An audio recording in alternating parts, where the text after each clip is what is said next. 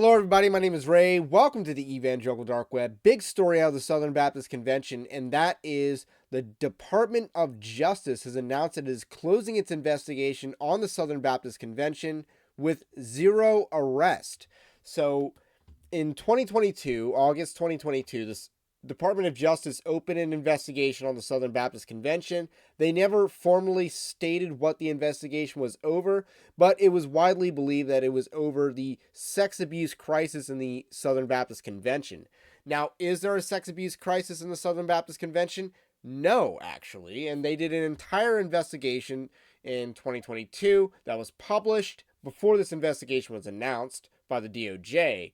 And it was performed by Guidepost Solutions, and they did not find any instances of sex abuse or sex abuse cover-up in the Southern Baptist leadership. So this narrative, nonetheless, has been pervasive ever since, because the Guidepost report focused mainly on a woman named Jennifer Lyell, who was not a sex abuse victim. She was a 26-year-old adulteress who had a relationship that was inappropriate with a seminary professor, in which she was higher ranking in Southern Baptist politics than he was. So there wasn't even a power differential, because she actually had more power than he did, institutionally speaking.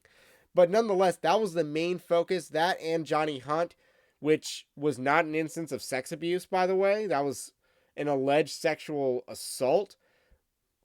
And both of these instances have resulted in lawsuits against the Southern Baptist Convention and Guidepost for defamation. So we're going to see where that goes. But for now, we're going to talk about the DOJ closing its investigation. But first, I want to let you know, Evangelical Dark Web is a Christian news gathering and commentary ministry. You can support our work over at evangelicaldarkweb.org/join. We were one of the few outlets that told the truth about Guidepost, that told the truth about the Southern Baptist Convention, and liberals in the Southern Baptist Convention trying to perpetuate this narrative against the Southern Baptist Convention in order to gain power in the Southern Baptist Convention.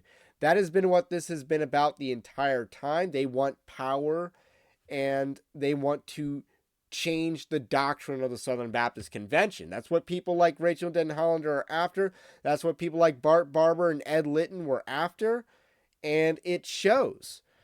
Yet, nonetheless, it is worth mentioning that none of these people have testified that the Southern Baptist Convention Guidepost report found anything. Bart Barber has testified to the opposite. He lied on 60 Minutes about that. We did a video on that a few weeks ago. We're pointing out how he lied on 60 Minutes and then told the truth to a church that he did a Q&A with, SBC Jacksonville.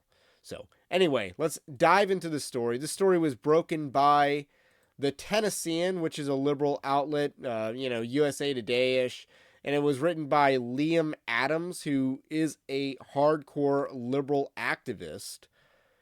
Yet, nonetheless, the article begins by saying federal investigators closed the books on a 1.5-year-long investigation into the Southern Baptist Convention's top administrative body that sought to determine whether leaders were criminally responsible for mishandling an abuse crisis in the nation's largest Protestant denomination. The U.S. Department of Justice concluded its probe last week without charging any SBC leaders, a decision that will come as a pleasant surprise to some and a disappointment to others pushing for change. Abuse survivors and their allies celebrated the news of the DOJ's investigation in August 2022 for its potential to hold the denomination leaders accountable. So they've closed their investigation. They've found nothing. So this is from the Baptist Press, who has a direct quote from Jonathan Howell, who's a bigger shot interim SBC Executive Committee President / CEO, said that the DOJ has told the Executive Committee's legal counsel there is no further action to be taken. So the SBC has been told by the FBI directly that the case has been closed, and it's very much implied that the FBI or the DOJ told Liam Adams that the probe has been concluded, that they have closed their investigation. That is how this article is worded. And Megan Basham will go on a detail about that. But let's talk about the reaction for a second, because this is pretty funny. This is where this story gets hilarious to me. And that is summarized by this tweet by SBC Judge. Abuse grifters are scrambling to see which narrative sticks. 1, the DOJ isn't finished with investigation. 2, they're finished, but they're part of conspiracy. They're part of the conspiracy, man. 3, they're finished, but they only looked at federal law. And then 4, they're finished, but they didn't do as good of a job as Guideposts, which is laughable. And then Rod Martin basically said that, number 2 is absurd because the DOJ would absolutely love to trash the SBC, but as Guideposts found, there isn't anything to go after. Again, few people told the truth on that. And it's 2 years later.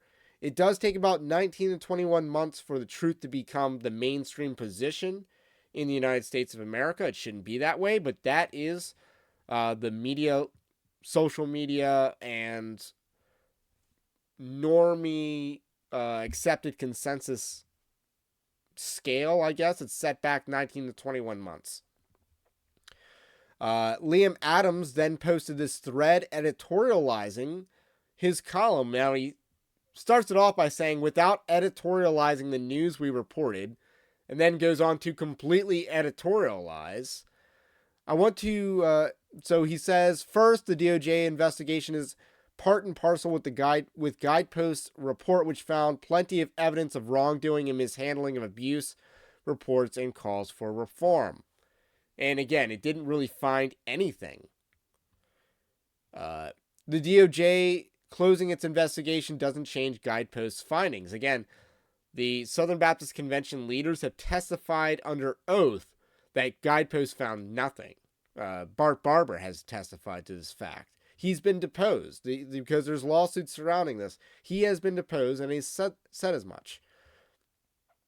Second, it's important context about DOJ investigation itself, which is that there's little precedent for this sort of federal probe into any religious denomination, let alone one with a structure such as the SBC. So this is your conspiracy narrative, that they're not going to do it because, they don't want to get their hands dirty. Now, this is the FBI we're talking about. That's just not a believable narrative. The way they arrest Christians in the United States today, the way that they arrest journalists today, yeah, that's not a believable narrative. And then he says that August 22 analysis also noted that it's more common for state attorney generals to investigate religious groups for abuse. So whatever happens at the federal level doesn't change the potential for state level. And he says he's not even aware of any state level action being taken against the Southern Baptist Convention. Then he goes on to say, plus the SBC's polity is one of frequent turnover among SBC presidents and executive committee members and staff. So that's the relevant to who's criminally liable for some conspiracies of cover-up, again, under federal law. And then he mentions the Paul Pressler case. And then he says, last, there were folks reaching out with questions about the substance of the news we reported. And he updates the article to note the Abuse Inc. grifters who said that they dispute Howe's characterization of the latest developments. And they're basically going along with the Rachel Den Hollander thing. So Megan Basham notes that and we're going to talk about Den Hollander's tweet in a second. The outlet did not just say SBC leaders told them that the DOJ was closing its investigation without charges. Reporter Liam Adams asserted it definitively as his own reporting, presumably with knowledge from the DOJ sources. So it would be very strange indeed for the DOJ to be telling both the SBC Executive Committee and the Tennessee in one thing, but giving Den Hollander a different story. The Tennessee's reporting. So, and then she goes on to quote that. So this is Rachel Den Hollander. She said, and this is just laughable. Just a reminder that no one at MSU, Michigan State University, USAG, or the FBI were convicted of covering up Larry Nasser's abuses either. But cover up and unethical conduct and inexcusable silence that wounded hundreds still happened. And again, that's her story, and she's milking it.